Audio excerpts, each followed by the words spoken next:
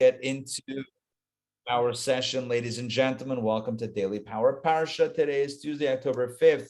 But more importantly, this week is a Torah portion of Noach, and we're talking about the Great Flood. So yesterday, we talked about what precipitated, all puns intended, all the time. You know that by now, what precipitated the flood, which is corruption, specifically in the form of robbery, which means human on human disrespecting of property and person and all that stuff. And God did not like that.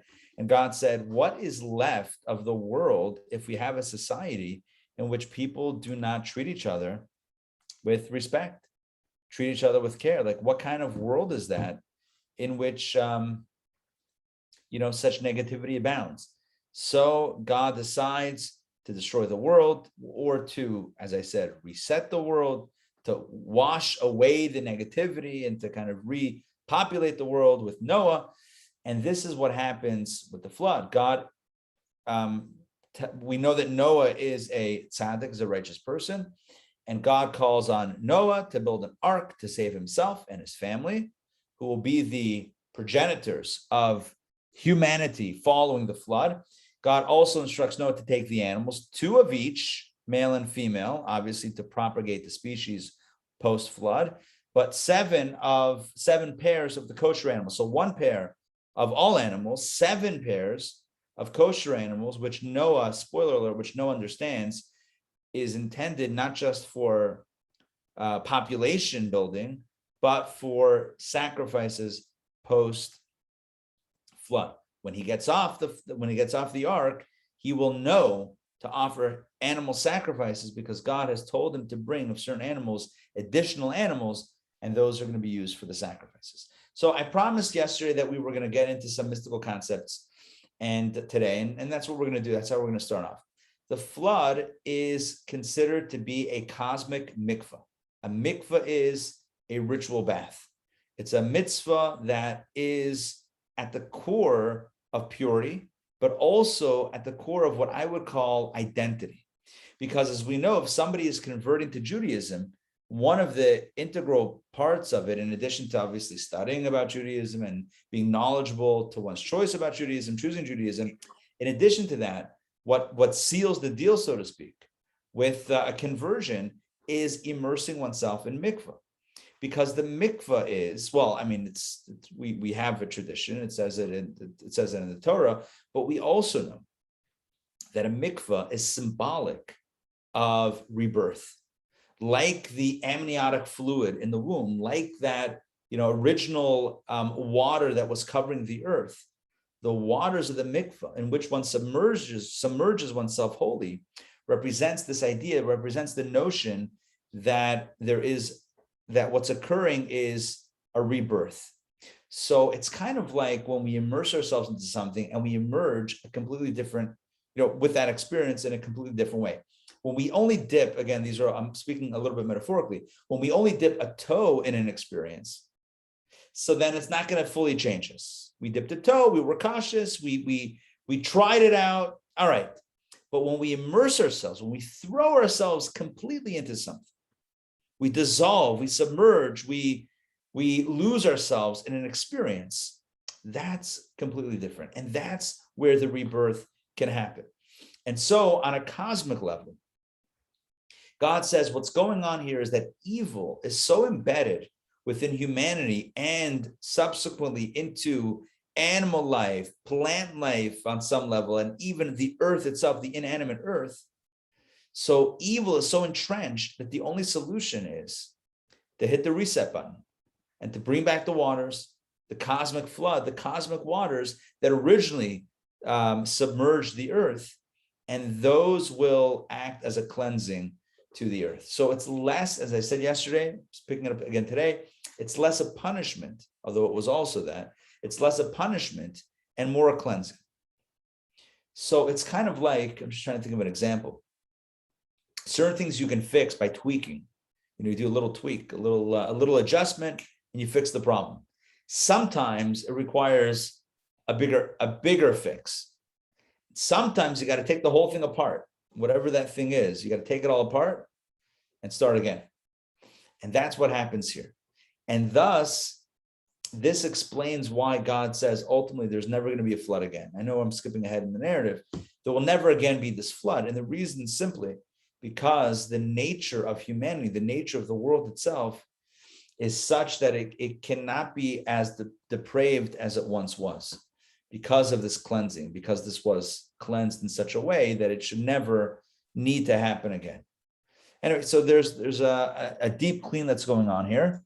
And yesterday we read about the building of the ark, the introduction of the animals into the ark, the onset of the rain, or at least the promise of the onset of the rain, and Noah and his family and the animals going on, and essentially the door closing. So this is where we pick it up today. We're going to pick it up. You find it over here. This is going to be reading number 3. Torah portion is Noah or Noach. And Rabbi, can I just mention something? Absolutely, always. Thank you. So thinking of, the cleansing aspect of the mikvah, it would seem that it might be part of the process for teshuvah. Symbolically, for sure. I will tell you, many men, it's a Hasidic custom, many go to mikveh every single day. Not as a biblical mitzvah requiring it, but because it's an act of spiritual, kind of plugging back in spiritually. So there's also a commandment, there's also a mitzvah to go before Yom Kippur. So I think there is a very strong teshuvah connection with that. I would agree with you. Basically, what I'm trying to say is, yes, I agree. It's a very, very powerful connection. Here we go. Genesis chapter 7, verse 17. Let's read the next part of the narrative. Now the flood was 40 days upon the earth. Remember, this means that the active rain was falling and waters were coming up from the bowels of the earth. 40 days of water kind of building. And the waters increased and they lifted the ark and it rose off the earth. And I have to tell you what the Hasidic masters say over here. I'm going to give you symbolism, even in a story. I'm going to throw in some symbolism, not to distract, but only to enhance the idea of these waters that are increasing, these turbulent waters that are, can you imagine the waters rumbling, if you will, agitated waters, angry waters. It reminds us of the challenges of life. It reminds us of financial pressure and other pressures. Mayim Rabim, in the language of the mystics, Mayim Rabim, the many waters. It's actually a song, a verse from Song of Songs. Mayim Rabim la yuchul chabos es ha'ava. The many waters, the turbulent waters, ultimately cannot vanquish the love of the soul for God. And this is the message here, that the waters are increasing, but when you're in an ark, when you have some sort of space to go for safety, then not only do the waters not drown, but on the contrary, the waters lift you up. Look, the ark was lifted because of the water. The flood waters rose. The ark, which was floating, also rose. So instead of the ark being at ground level, it's now up. Why? Because of the waters. And this is a powerful message in life.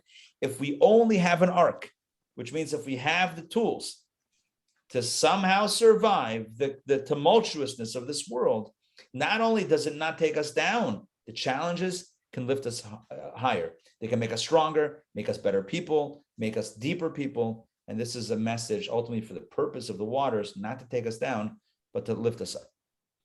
Let's continue in the narrative. Verse 18. And the waters became powerful, and they increased very much upon the earth, and the ark moved upon the waters. Now, I said yesterday it was built like a box, rectangle. It wasn't made to move, but here it says that it moved. It didn't move from here, from where it was to the Atlantic Ocean, but it was moving. It was moving. It was navigating in its own way, without any sails, without any, what do they call it? Berth? I don't know if that's the right word. Whatever. Without any the front or the back of the boat. I think there's there are terms for that.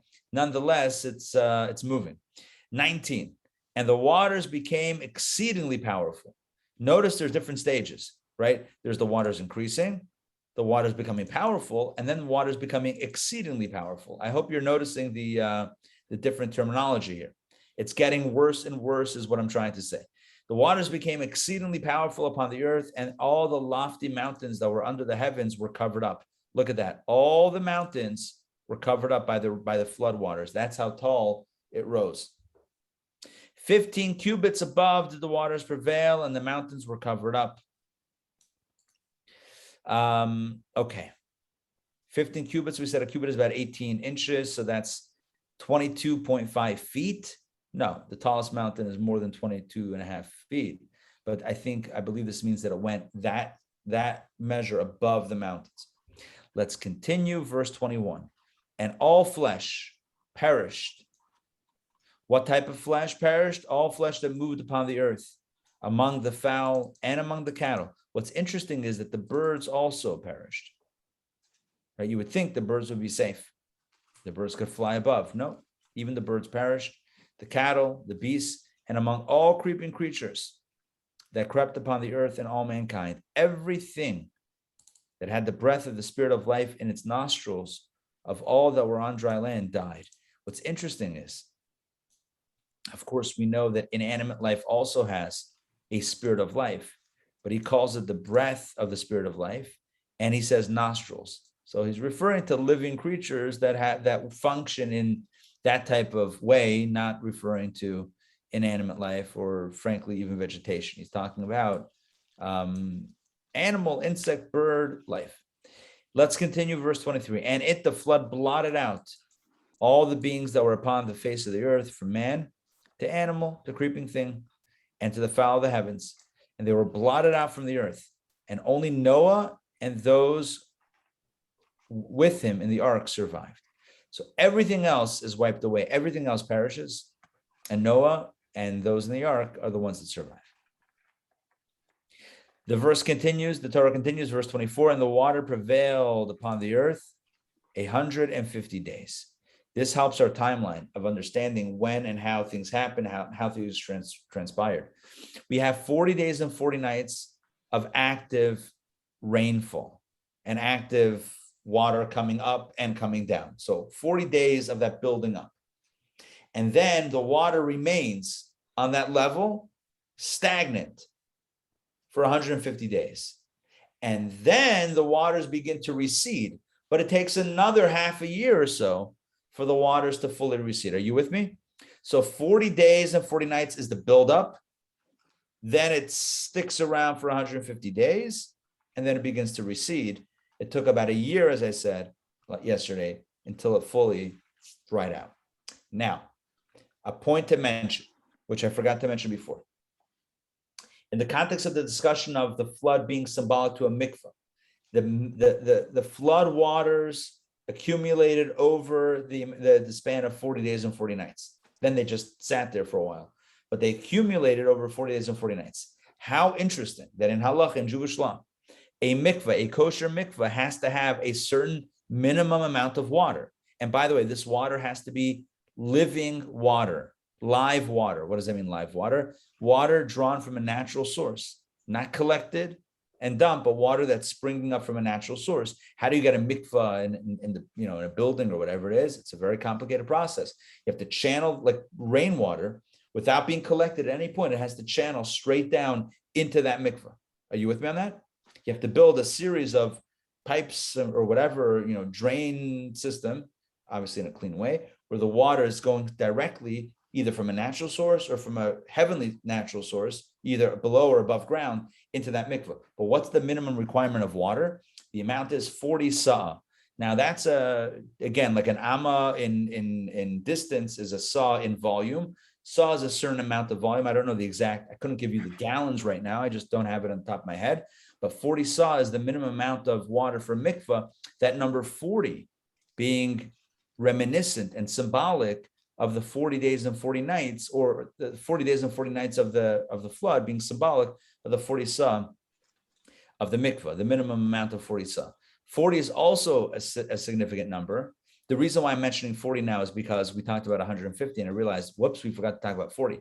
So 40 days, 40 nights, 40 saw in the mikvah, 40 days and 40 nights, if you recall, Moses was on the mountain receiving the Torah before he came down and saw the sin of the golden calf and broke the tablets. But that initial transmission of Torah was 40 days and 40 nights. And that is an experience of Moses being submerged, if you will, in this divine wisdom, and almost like reformatting his brain, his mind, his consciousness to be aligned with God's wisdom. And so there's a 40 that's associated with it. It also says that conception. It says that what is it with conception? 40 days until details or distinction is born. It's interesting. It says in the Talmud, I believe, I don't believe I'm misquoting this. I think I'm accurate here. It says that you can pray for the gender of a child. If someone's pregnant and they wish to pray for either a boy or a girl, whatever it is, they wish to pray for a specific gender. It's not considered to be an invalid prayer within 40 days. So within 40 days, you can pray. After 40 days, it's a foolish prayer. It's a prayer for nothing. Why? Because it's already determined. Just because you can't see it, well, I mean, now we can see it. Right now we have ultrasounds. But back in the day, even if you couldn't see it, it's not going to change. It's not like God is going to oh, you prayed, boom, let's go adjust things. It's already done. But within 40 days, the Talmud says, it's not yet determined, thus you can pray. By the way, Google this, because I've done it. Biologically, when is gender determined? Around 6 weeks. What's 6 weeks? 42 days. You can't make this up. These are latest medical findings, or the way we understand medicine is about 6 weeks is when the features, including gender, is determined. Because I believe, again, I'm not a doctor, I'm not an expert, I'm not a scientist. I believe in the pure embryonic state, there is a potential for, the potential is there. The actualization, the emergence of one choice over the other happens around 6 weeks. And what the cause is, I can't tell you right now scientifically, but thus there is this idea of praying. So why am I saying this? Again, just the number 40 is significant. 40 within conception. It's kind of like it's a period of time, it's a period of space, it's a period of spirit in which birthing, creation, recreation can happen and happens. So that's the 40 days and 40 nights. But in addition to that, getting back to our verse, the water sat stagnant, just saturating the earth for 150 days until they began to recede. Genesis chapter 8, let's begin. Verse number 1. By Noach, God remembered Noah and all the beasts. By the way, remember what God forgot about them. It's like, oh, I'm enjoying swimming in this new pool that I've created for myself. Oh, look at that. Ahoy, matey. Look, I see an ark. Oh, Noah's in there with all the... No, obviously, God didn't remember in that conventional sense. But God noted. I believe Rashi even points that out. Let's see Rashi over here on that verse. God remembered. Oh, interesting. He talks about Kabbalah. He doesn't call it Kabbalah, but I'm going to call it Kabbalah. Talks about Midas Hadin, Midas Harachamim, severity and kindness. Sounds like Chesed and Gvura, right? God transposed. God switched from the standard of justice. You like that standard of justice, Midas Hadin, justice, severity, Gvura, and turned it to the divine standard of mercy. Sounds like it should have a logo and a seal.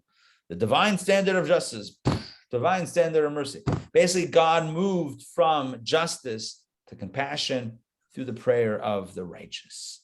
God remembered. Take a look. Back to the theme I've been talking about. What did he remember regarding the animals? Right? It says he remembered Noah and the animals. What did he remember regarding the animals? The merit that they did not corrupt their way before this, the flood, and they did not copulate in the ark. They were the ones that remained true and faithful to their species before the flood. And on the ark, they heeded God's command and did not engage in forbidden activities on the ark. Okay, let me toggle Rashi off. Let's get back inside into the verse number 1. So God remembers Noah and the animals and the cattle, all that stuff in the ark. By the way, beasts and cattle, beasts would be like wild animals, cattle would be domesticated animals. And God caused a spirit to pass over the earth, and the water subsided. It's kind of like maybe a wind or something, some sort of wind, some sort of, atmospheric change, and the waters began to subside. Remember, it still took a while. Let's continue verse 2. And the springs of the deep were closed. Right? No more water pouring up. And the windows, I like apertures. Why did they change it? And the apertures, I'm going apertures. And the apertures of the heavens were also closed. And the rain from the heavens was withheld. So no rain, no flooding from below, no flooding from above. Everything was closed. And the waters receded off the earth more and more. That tells us more and more means it was a gradual process. Little by little, little by little, more and more, the waters receded. And the water diminished at the end of 150 days. That's another 150 days. You see, the waters were on the earth for 150 days, and then they began to recede, and it took another 150 days for the receding. And the ark came to rest. Look at that. Before it was floating. You know why? There was no dry land around. The ark came to rest in the 7th month, on the 17th day of the month, on the mountains of Ararat. Look at that. It rested on the mountains. You know what that means? That the water beneath hadn't totally dried out. Are you with me? Yes? So the waters are slowly receding to the point that now the ark can rest on the side of a mountain. Now, there's still flood water, but at least the ark is not floating. In case anyone was seasick, thank God we're not bobbing and moving. Anyone get seasick? Is any seasick? Yeah. Okay, well, that would be quite the traumatic year. I'm just saying, that was, imagine the animals. I have never been on a cruise. Yeah, it's, I've seen videos of cruises hitting and like just banquet tables, like, anyway. All right, let's continue verse 5. And the waters continuously diminished, I'm going to say, until the 10th month. You see that? It came to rest in the 7th month. 3 months later, it was still diminishing. In the 10th month, on the 1st of the month, the mountain peaks appeared. Oh, now we got, I know the timeline sounds wonky. Hold on. How did they rest on the mountain of Ararat? And only now the mountain peaks are appearing 3 months later. It must be various heights of mountain peaks. Let's continue.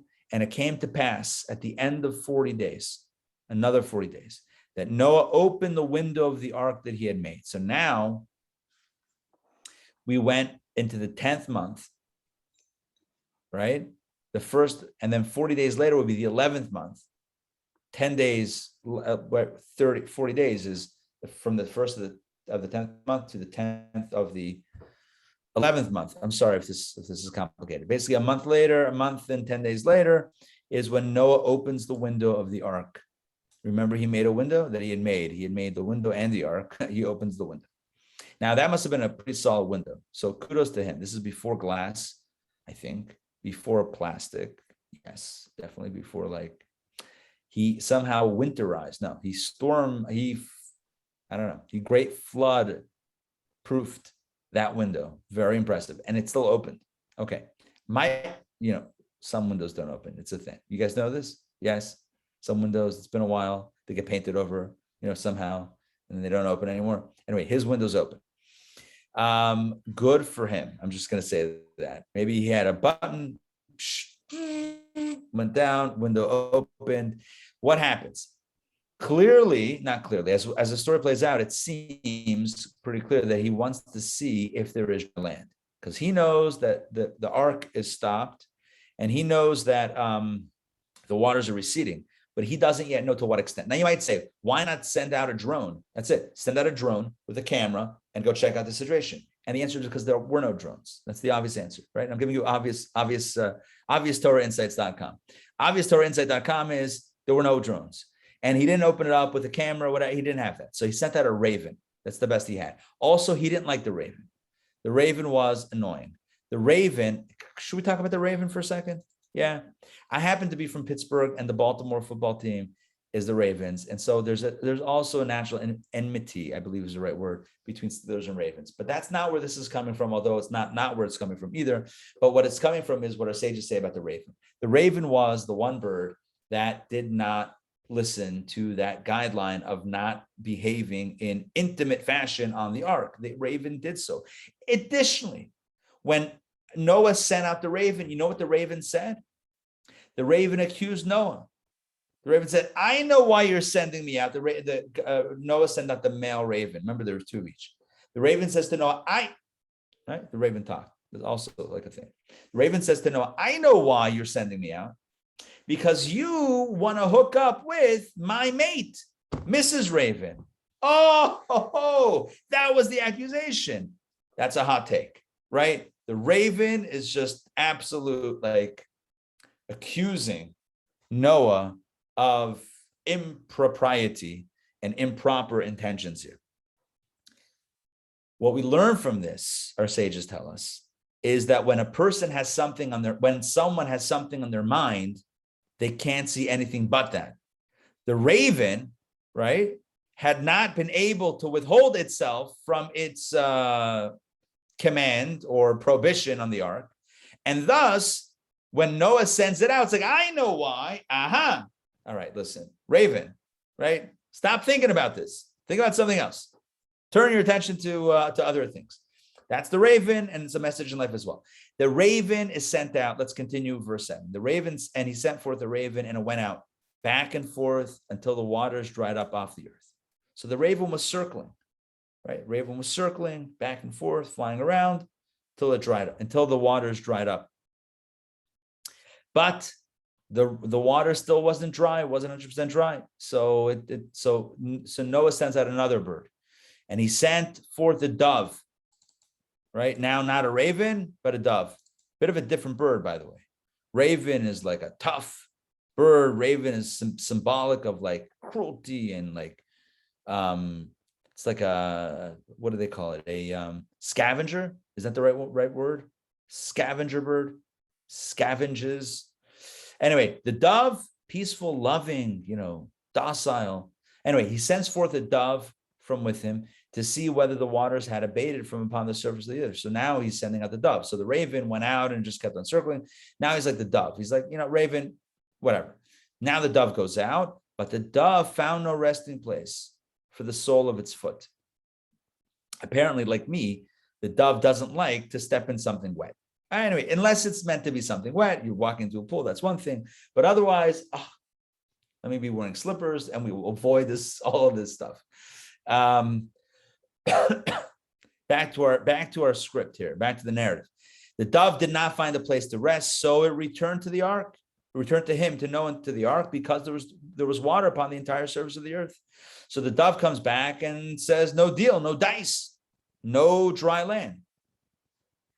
So Noah stretched forth his hand and he took it. I love that vision of Noah like stretching forth, and the dove comes back in and brought it to him in the ark. So now the dove is back. He waited again another 7 days, and again he sent forth the dove from the ark, and the dove returned to him at eventide. Now you may be wondering, when is eventide? I'm going to call it evening. Why eventide? Because whoever was translating this was having a good time with words. They were enjoying vocab. I believe eventide is evening. In fact, in Hebrew it's erev, so it's definitely evening. By the way, erev, evening, is related to the word orev, which means raven. You guys see that? All my Hebraists over here. Orev is raven, ayin resh bet, and erev is evening. You know why? Because evening it starts to get dark, and what color is the raven? The raven is black, right? It's a dark. Anyway, that's one of the symbolisms in this. Erev also means, it has a lot of different meanings to it. But back to our story. So the dove returned to him at erev, at eventide, and behold, it had plucked an olive leaf in its mouth. The famous dove with the olive leaf in its mouth. So Noah knew that the water had abated from the earth. Well, he knew at least that the olives grow fairly low to the ground. Olives don't grow like super high, right? If that's not true, it's fine. For this purposes of the story, this is what I'm maintaining. The olives are growing fairly low to the ground. And the fact that, thank you, Sarah, the fact that it came back with an olive leaf in its mouth means that the waters had almost receded all the way. So Noah knew that the water had abated from upon the earth, more or less. He waited again I'm adding it more or less. He waited another 7 days, and he sent forth the dove. This is the third time for the dove. and it no longer continued to return to him, which means that the dove said, "See you later, alligator," to the alligator, mind you, because they were also in the ark.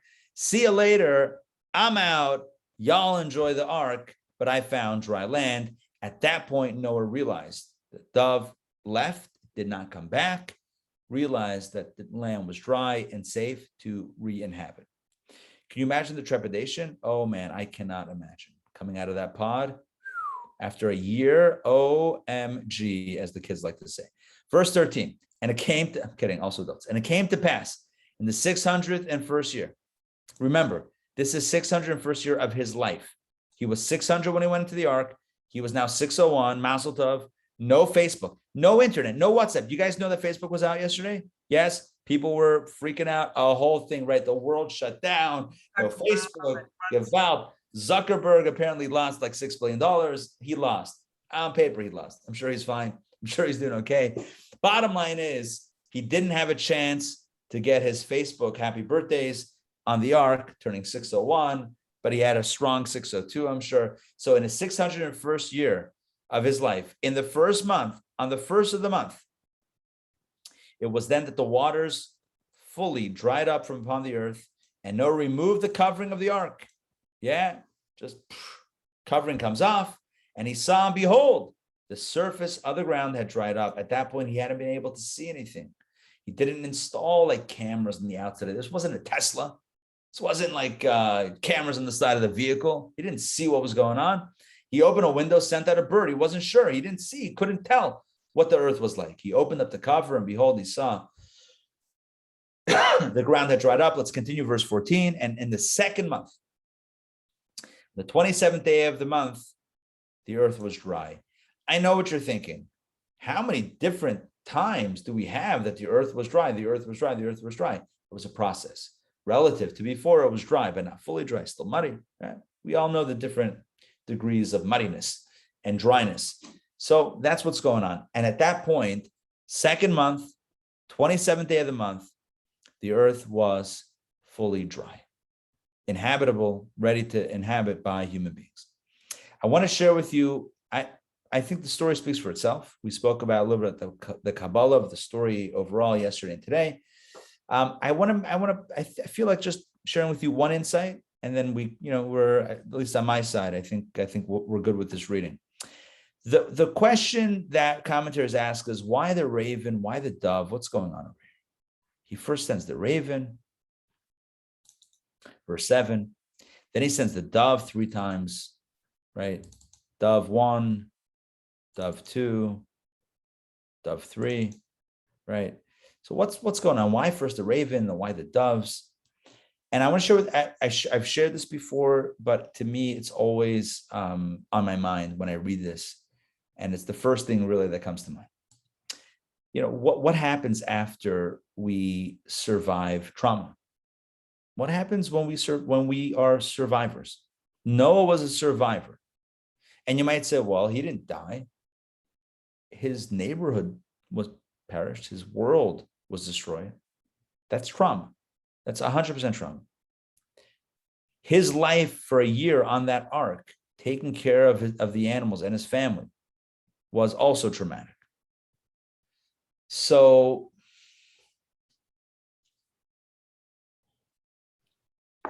how do we exist post-trauma? That's the question. And when I say post-trauma, the trauma never goes away. But what's our reaction to the trauma that we've endured, that we've faced, that we've been hit with? One reaction is we put up our defense mechanisms. We put up our walls.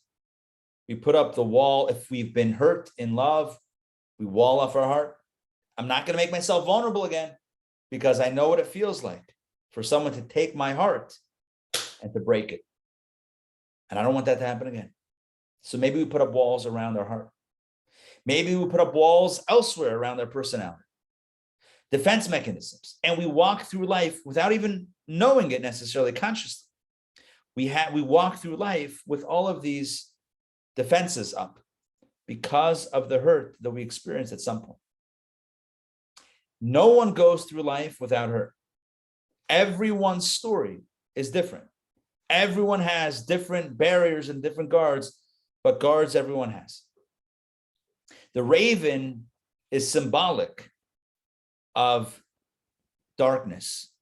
The raven, I mentioned before, Erev, evening, darkness, mystery, right? The raven is black. It represents this idea of gevura, of harshness, of severity. It represents the idea that we might think that post-trauma, we're going to live life, but we're going to be tough. We're going to be strong. We're going to be tough. We're going to be a little harsh because we're protecting ourselves from being hurt again. So we develop the persona of toughness in order to shield ourselves from that hurt. And that's how Noah first approaches post-flood life, with the raven. But the raven finds no place to land. It keeps on circling, goes back and forth. You know why? Because that's not a life. Life it's not really sustainable to live with such harshness. Even if it's understandable and forgivable, obviously, no judgment. But it's not a life. And Noah realizes himself that he needs to change course. He needs to recalibrate. It's one thing I love about GPS. Never judgmental. You miss a turn. I can't believe it. I told you for the last 2 miles, make the turn. What is this? No. The GPS, never judgmental. GPS, always even keeled. Oh, you missed the turn? No problem. There's another opportunity right up ahead. Do a quick U-turn, quick UE on the highway. Don't do that, right? No problem. We'll get you back where you needed to go. It's like God and Tshuva, right? We get all worked up like, oh no, what's going to happen? And I was like, cut the drama. Just recalibrate. Get back on track. No big deal. If only we could do that. So anyway, Noah recalibrates himself. And he pivots. Ooh, that's a nice modern term. He pivots from the post-trauma. He pivots from the severity approach to the dove. The dove is white, represents chesed and love, because Noah realizes that as painful as his life has just been, and as much horror as his eyes have witnessed, and other associated traumas, that he is going to be living his life with his heart open, with his sensitivities intact, and with love first. There's another biblical character that you and I know and love, I hope, who demonstrated this love, notwithstanding trauma, love first approach. Who is it? Little trivia question. Who is it? Who was on the receiving end of tremendous amounts of trauma and who remained sensitive and caring and loving? Joseph. My hero, my fave. Don't tell the others. Joseph, right? Trauma. Talk about a guy, 17 years old. His brothers want to kill him, throw him in a pit with snakes and scorpions. They pull him out, sell him. He gets sold. He finds some measure of success, framed for a crime he never committed, in a dungeon for 2 years. Throughout the time, he never lost his sensitivity to another human being. He never became cold and callous. I've said this countless times. The Rebbe taught this, and I've shared this countless times. The key to his becoming viceroy was that morning when he woke up, saw the butler and the baker in the dungeon with him, and he said to them, "Why do you look a little sadder today? Why do you look sad today? Why do you look downcast?" My question is, Joseph, why do you care? Why do you care about someone else's feelings? Shouldn't you not care anymore? Shouldn't you put up a wall around your heart and say, I don't care. I don't care about anybody. Isn't that the normal response? It is the normal response. It's an understandable response. It's a natural response. It's the raven response. But Noah and Joseph teach us an incredibly brave alternative, which is to fight with every ounce of our strength to keep our heart and our sensitivity open. And it's almost impossible. but it's possible. No judgment. No judgment. We all do this to varying degrees of experience of traumas, varying degrees of response to trauma. The message here is, even if it feels natural to respond harshly, and even if that is our initial response with the raven, ultimately it's the dove that precipitates the rebuilding of this world. Ultimately, the rebuilding of our world, of our lives, of our environments happens when we go dove first, not raven first. Let me check in. Does that make sense? Yes? Okay. All right. That's all I got for today. I mean, there's more, but that's going to be it for today. It's a powerful Torah portion, powerful themes, and I'm excited about the next few days. So just a quick scheduling just scheduling and planning sesh. I'm looking here at the text on my side. So we have 4, 5, 6, and 7. Tomorrow's Wednesday. So let's say we did on Wednesday 4 and 5, and on Thursday 6 and 7. Then we do the Haftorah on Friday. Or we can do 4 tomorrow, 5 and 6 on Thursday, 7 and Haftorah on Friday. Okay, we'll see. I'm going to work on, it's a short Haftorah. It's a short Haftorah, relatively short. Is it in the same theme as this week's portion? Yeah, well, here, I'll give you a sneak preview. Shh, don't tell anybody that I did this. Okay. Ba-da-bam. See, it's right here. 1, 2, 3, 4, 5, 6, 7. Haftorah. It's been here the whole time, hiding in plain sight. It's like those receding waters that Noah was not sure about. It's the Haftorah right here from Isaiah 54, verses 1 through 10. 10 verses. That's it. Rani Akara. Sing, you barren woman who has not born, burst out into song and jubilate, etc. Basically, I'm not going to give insights now. We're going to study this. We're going to study the symbolism of this Haftorah, the connection with this week's Torah. Oh, here we go. For this is to me as the waters of Noah.